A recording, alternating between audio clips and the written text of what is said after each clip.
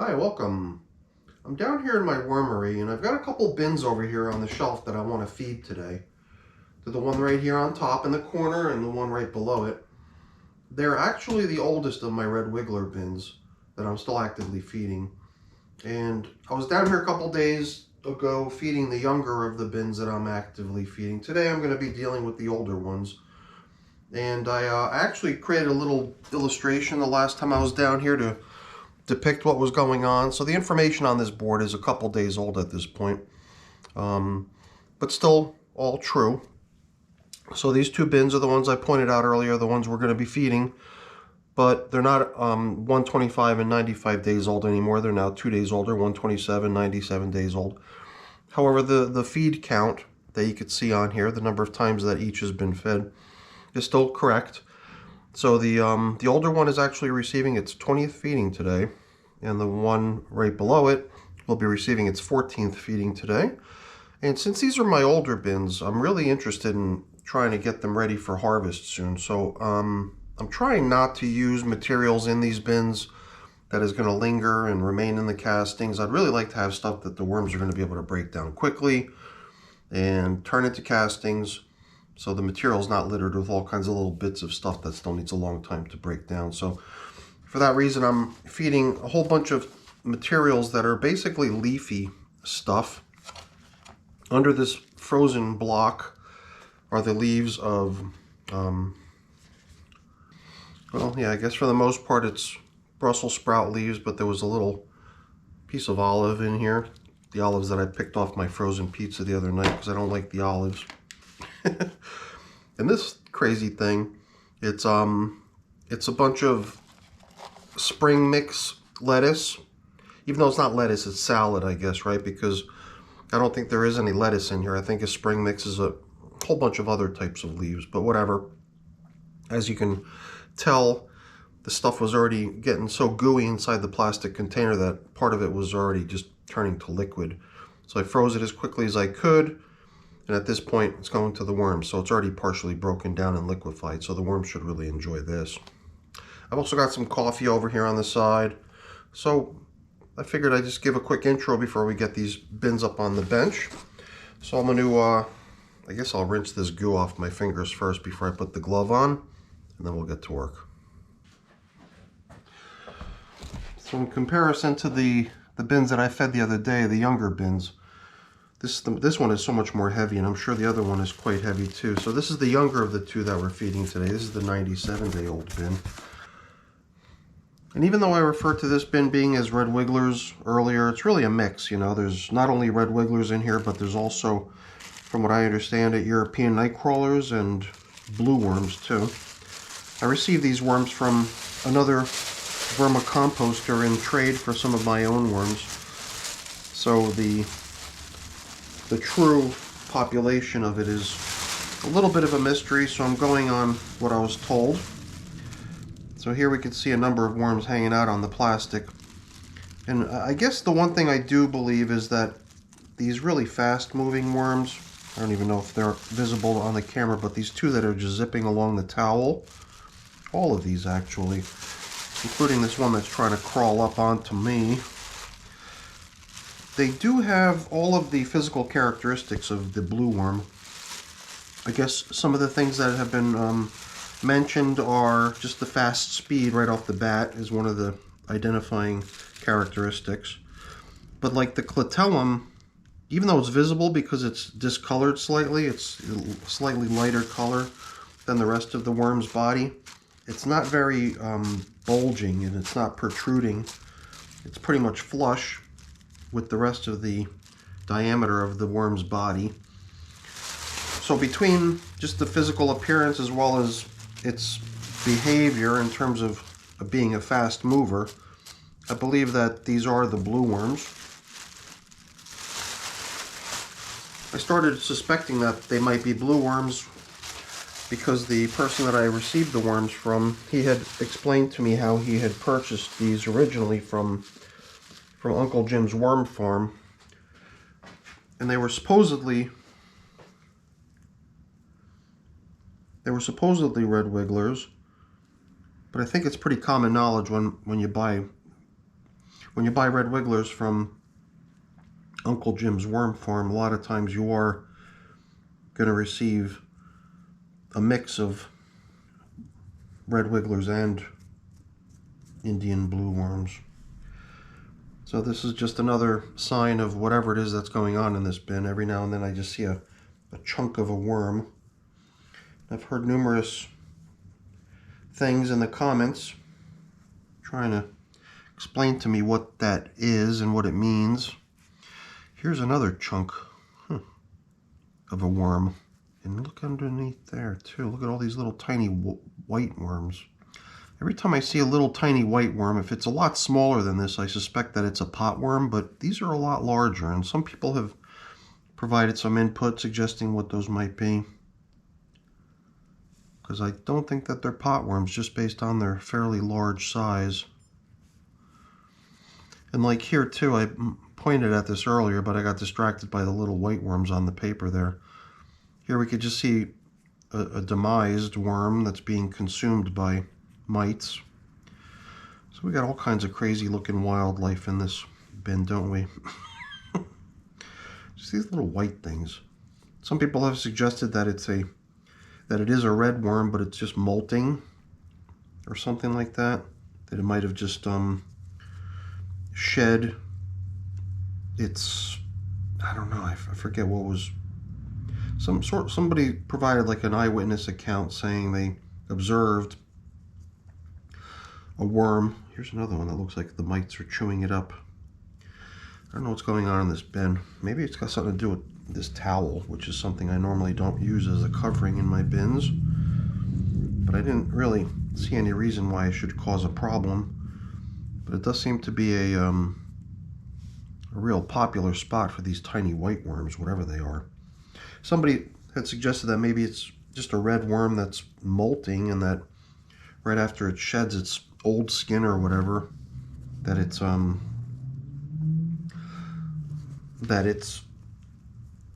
still not got its full color yet. It still looks completely white for a little while. So I don't know, I'm not really sure. I don't remember the exact story, but it seemed somewhat plausible. But the fact that I've just never seen it before makes me question it. This too looks like a little chunk of a worm. This too looks like there's mites all over it, so I don't think that's a living worm. It looks like just a chunk of a worm.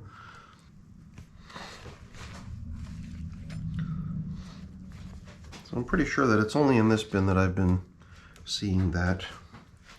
I'm not really sure what's going on in here, but I'm going to try to remain positive. Hopefully we don't have the beginning of some sort of a really bad situation going on here. I guess it could be better, right? But whatever, I'm not going to panic. So we're almost at 100 days now. 97 days in this bin. And I gotta say, the plastic coverings that I've been using are definitely keeping the moisture in here. I'm wondering if I should reposition the plastic covering in such a way that it's not so tight fitting up against the walls of the bin, maybe allowing for a little bit of airflow. It might actually do this bin a little bit of good. Certainly doesn't need this much moisture. And the only reason I was drawn to this corner was because you saw that piece of paper there. That was where we last fed. So the paper was just indicating to me where the last feeding occurred. And up until then, up until that last feeding right there in that corner, I had been feeding in each of the corners, going in a circular clockwise pattern, changing the corner in which I fed on each occasion. But I decided last week that that was going to be the end of it, so I'm going to return to feeding my bins down the center, which is my normal feeding pattern. But I figured really quick I'd pop in here because I guess I was curious to see how these chunks of fruit that I fed last time are coming along. It seems like there's a good amount of leftovers here. Those are 2 hunks of the inner core of a pineapple. You kind of eat the outer meatier portion of it, and that's the more tough, fibrous center. So the last feeding was apple, of which there's a whole bunch of the apple peels remaining. Strawberry that we saw a couple bits of, and pineapple.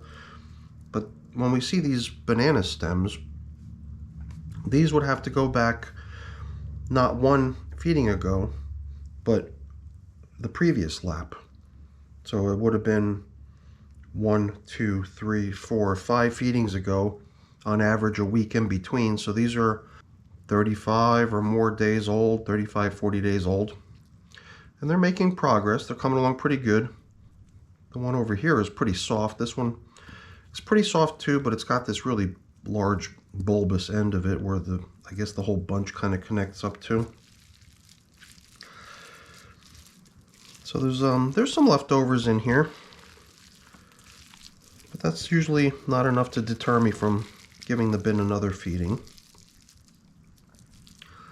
This is another banana stem, so I guess on that occasion the bin must have received a number of banana peels, including the stems. And man, is there a lot of moisture in here.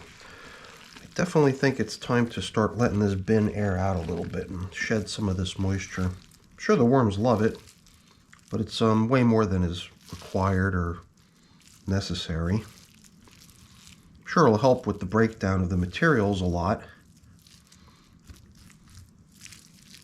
but I just prefer to not have it quite so muddy. So in the past, every time we'd gone into these bins to feed, we'd always kind of made it a habit to check the previous feedings, check each corner from all the previous feedings. I don't know, maybe we'll just take a peek to see not only what the last feeding is looking like in terms of how it's coming along, but take a peek at the previous feeding once before that, where I could see some asparagus leftovers, some paper that was part of the bedding that was used to go with the food. And I believe even at that point I was not even adding fresh paper as bedding. I was probably just scooping paper out of other locations and sort of recycling it so that I could include that chunk of paper with the freshly added food. But even at that point, I believe I was attempting to minimize the amount of fresh bedding I place into this bin. In the past, I've run into a really, really chubby worm. I think we might have even given it a name at some point, and for some reason I think that this might be that worm. I don't know why, it just sort of stands out because it's so much bigger than all the rest. And I just don't see many of them, so maybe it is the same one we've been bumping into periodically. All right.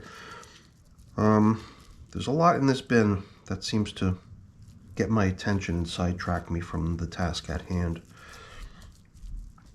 And we're going to feed down the middle, you know, I'm tempted just to see how things are going in some of these older feedings gone by.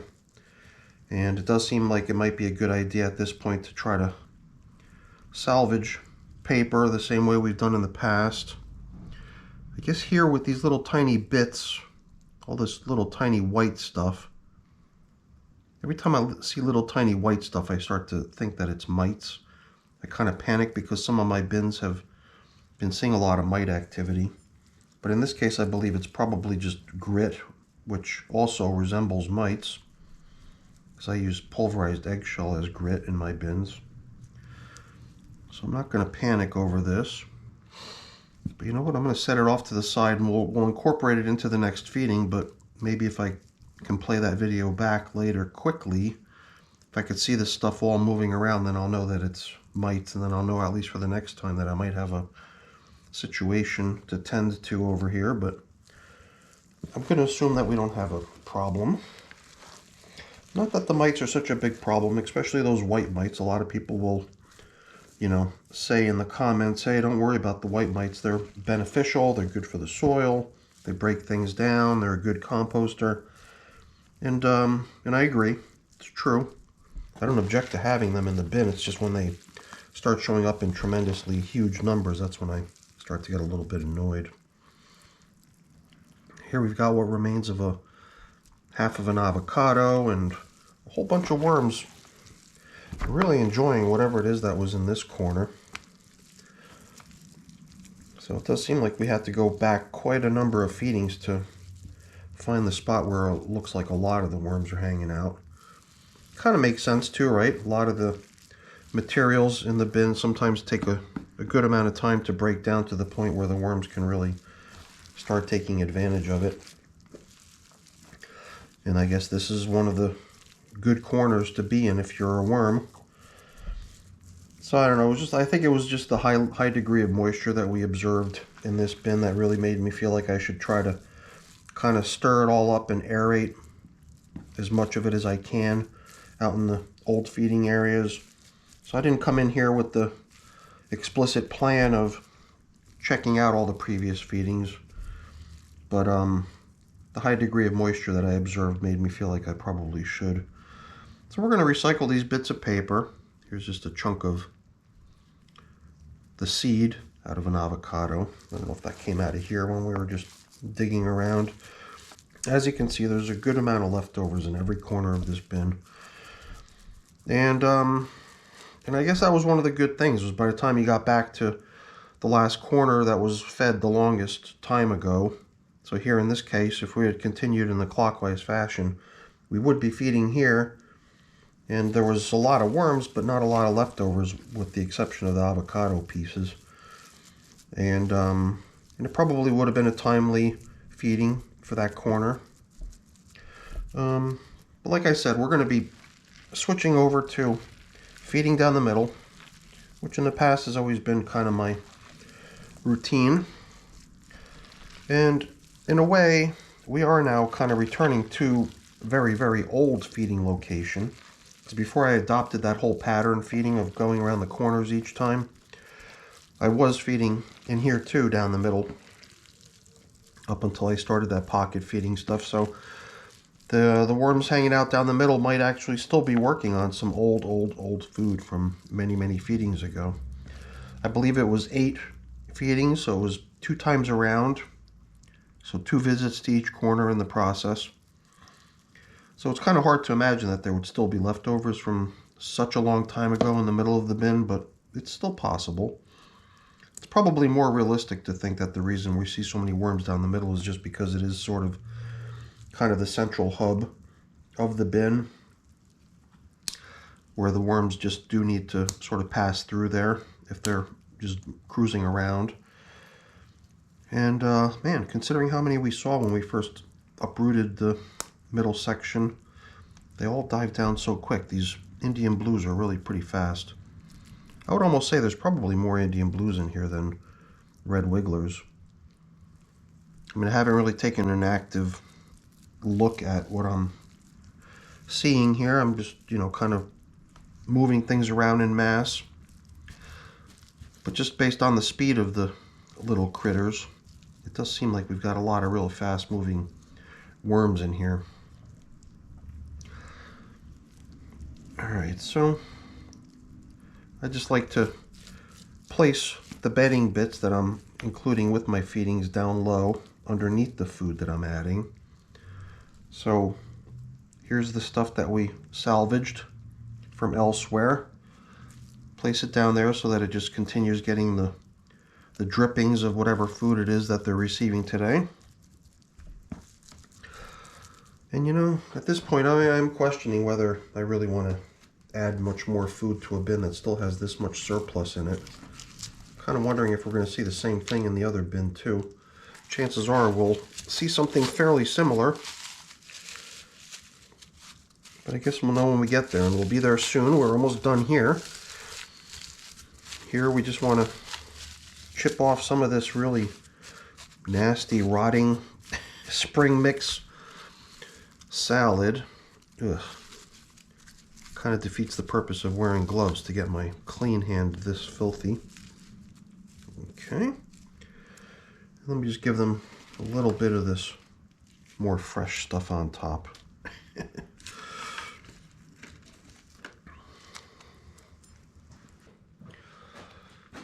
I guess we'll top off with a little bit of coffee. It's not even just a little bit, it's quite a bit. And it really does kind of make me wonder if a bin like this might be okay if I just let it go on its own for quite a while without any attention. Because there is just so many leftovers in here. They would certainly not starve. There's a good amount of moisture in here, so they'll be comfortable. In fact, I could even leave the container somewhat exposed to the air, I believe, at this point, and let it start drying a little. And I'm sure there'd be plenty of moisture in here. And the other thing is that there's a great number of little tiny leaf stems that I see everywhere. So it must have been pretty late in the game that I actually introduced some leaves into here. And the leafy matter off those leaves is all gone at this point. It's just their little stems that still need to be done away with. And you know, as long as you're feeding nice, soft, scrumptious, partially broken down foods, there's probably not a lot of reason for the worms to want to bother with stuff like these. Another reason I'm thinking it might be a good idea to just let this bin sit for a while and let them really work down all the leftovers, because there is just so much of it in here.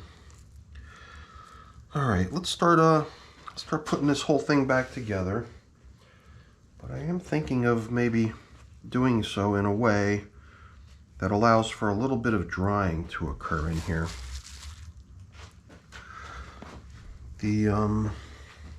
This towel, by the way, is just completely drenched. And you know, just the fact that there is a high degree of moisture, maybe it is just pot worms, because I believe pot worms do thrive in a really damp environment. But you know, I'm starting to question whether I really want to put that plastic covering back on. You know, I guess until such a time that I'm really satisfied with the consistency of the material, it probably is best just to allow for a high degree of moisture, regardless of the fact that it does seem to be encouraging a little bit of an outbreak of pot worms. Pot worms, from what I understand, are just fine in your bin. They're not going to cause anybody any harm. They're good composters.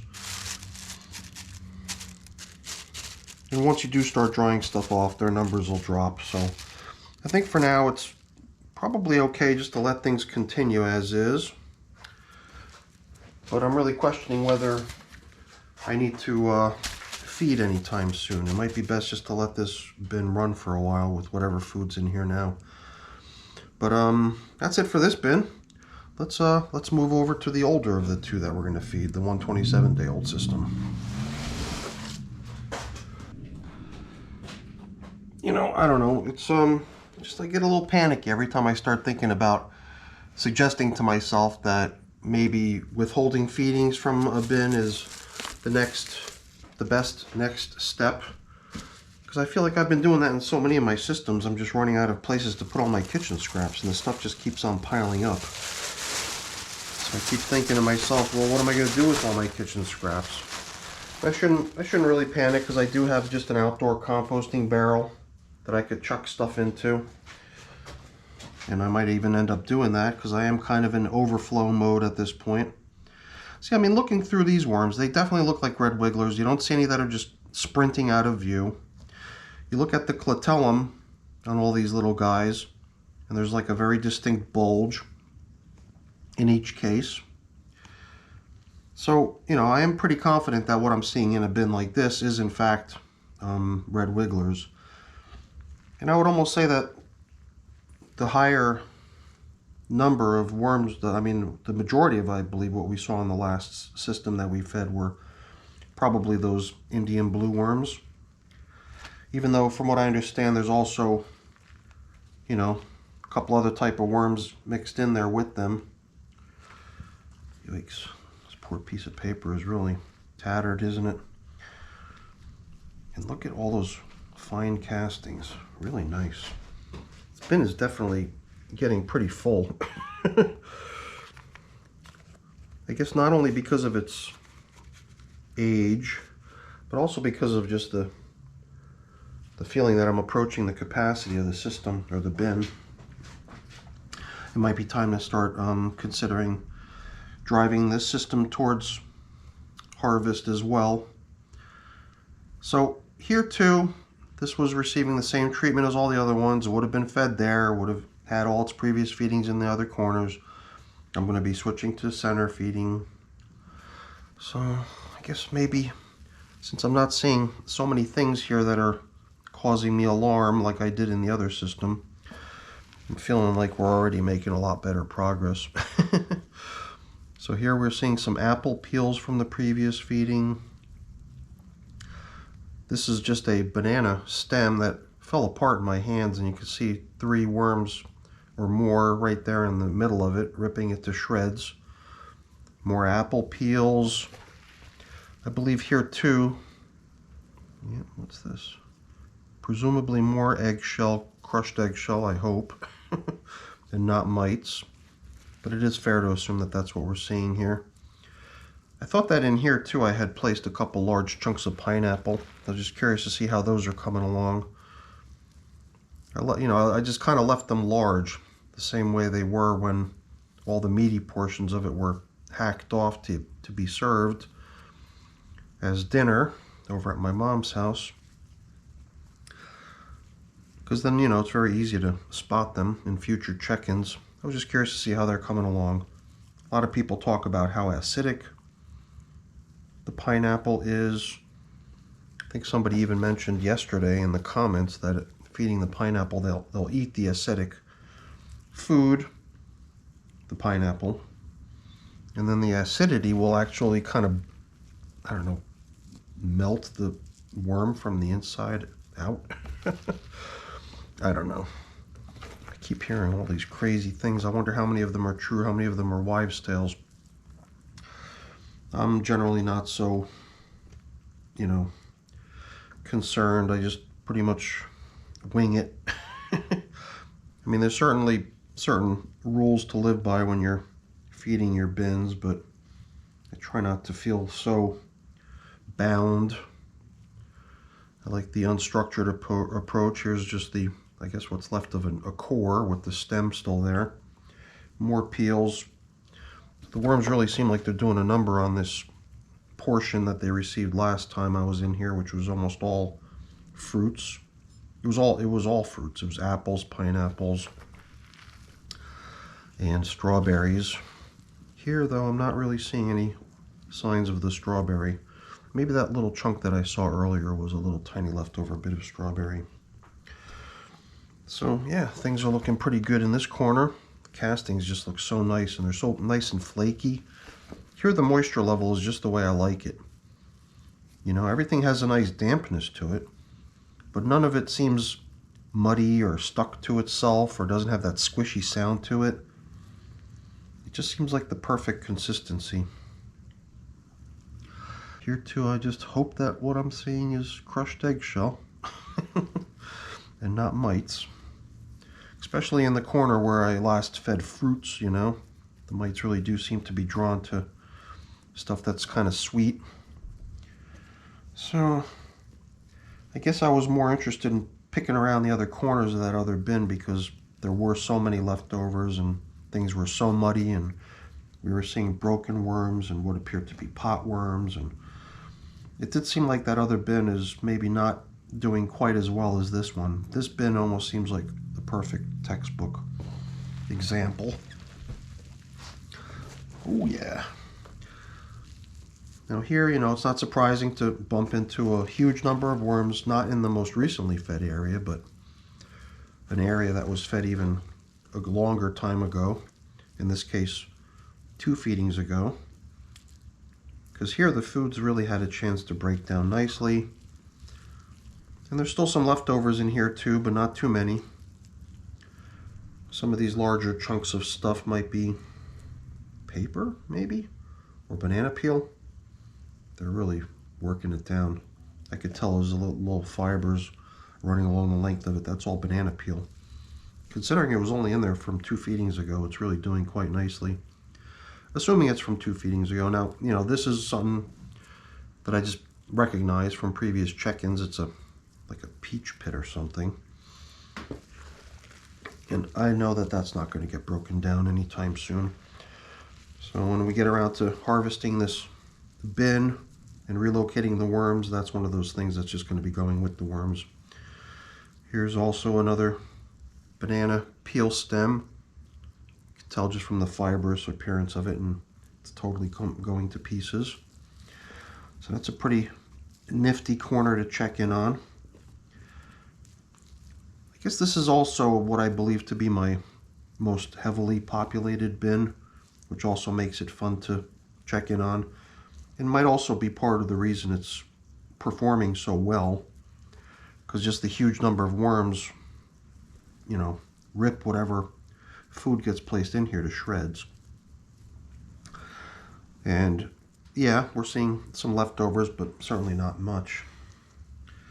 Well, what the heck, let's follow suit here with what we've been doing, right? Let's just do a quick check-in on these other older corners. Here's some shell of avocado, 2 pieces of it, from what I can tell. Not sure what else was in this corner. Something else pretty large, perhaps just another piece of shell. Maybe from an avocado, perhaps from a mango. Seems more like it might just be mango shell. So, I guess just because we sort of recently bought the whole corner feeding or pocket feeding, whatever you want to call it, to an end, I'm still a little bit curious as to how the corners are doing. But I suppose in time, that curiosity will fade. Here too, very nice material, plenty of worms, a couple little bits and pieces of stuff, but not much. The stem of something here, stem of a banana there, and a whole bunch of beautiful castings and a few worms still hanging out, but not too many. Okay, all right, let's get today's feeding in here and then we'll be done. I always feel like so much time passes while I'm in the bins. I don't really realize it while it's happening. It's just that I look over at the camera to see how long the camera's been rolling, and then it's like, oh my goodness, it's been another 10 minutes, and then oh, another 10 minutes, and next thing you know it, I've got more than a half hour worth of footage just for feeding a couple of worm bins. So here too, I certainly didn't need to create such a disruption to see what's going on in the middle or to make room for today's feeding, but since it is such a heavily populated bin, I had a hunch that even though there's been no feedings placed down the middle over here, that we would see a pretty good number of worms just by opening it all up this way. But I think we're pretty much at the point where we can just wrap things up here and we apply today's feeding. Make sure we don't forget the coffee. Let me try to break this stuff up a little bit. This is the stuff that was on the bottom of the tray, so it was all the stuff that was almost liquefied. So I think that this is the stuff that the worms are really, really going to like. And coffee is also nice bite-sized food. And we've just done away with what remains of it in that carton. And time to let the worms get back to work. Peach pit, I don't know what to do. Just stick the peach pit right down there in the middle. I don't know what corner it really belongs to. And the way I like to do usually is just to try to leave things pretty level. I think even when we first opened up this bin, it did seem like there was a visible depression over in this corner where we found what appeared to be the greatest number of worms.